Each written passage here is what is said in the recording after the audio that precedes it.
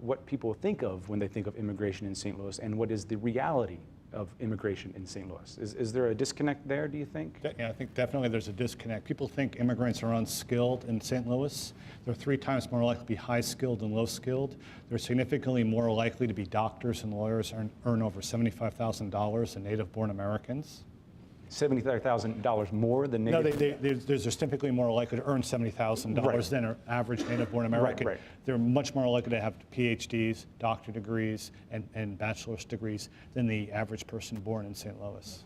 And also here in St. Louis, a disproportionately large part of our immigrant population happens to be refugees who are fleeing war-torn countries from around the world. And because they arrive over here basically with the clothes on their backs, people think they're poor and they're always going to stay poor. When the reality is a decade, 2 decades later, they've become immigrant entrepreneurs themselves, and they've bought houses and they've pursued the American dream. We have a small business development program where we do micro-lending, and they actually have to borrow at a higher rate than from the banks because they don't have collateral and things like that. But they pay them back.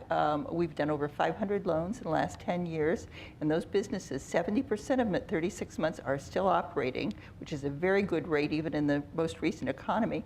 And the Regional Commerce and Growth Association estimates the positive economic value just from those 500 businesses at more than $140 million. Okay, so that's scratching the surface there. What does our immigrant population do for our community? It builds our community. It builds it economically. It builds it culturally. We have more diversity, which is always a wonderful thing for a community. And we have people who are coming here, and look at the people who come to Casa de Salud who are the more unskilled, but nevertheless are working 6 days a week, usually. They are trying to build a life for themselves and for their children, and in doing so, really build up St. Louis. I think it's a key factor as St. Louis tries to become a more metropolitan and more diverse city. I think a second misconception is that we have a lot of immigrants.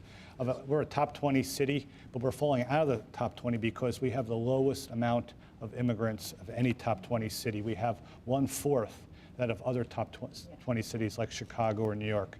And so our population growth is stagnant, and that's one reason why businesses want to encourage more immigrants. It helps everyone. Immigrants buy goods here.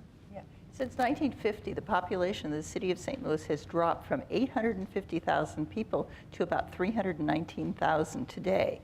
And part of that has to do with the fact that we've had no new growth. And the new growth in many of the major metropolitan areas around the country has come through immigration. But here in the St. Louis City and County area, immigration is really about 4.5% compared to a national average of about 14%. So we just don't have the number of immigrants here that you're seeing in many other parts of the country. Just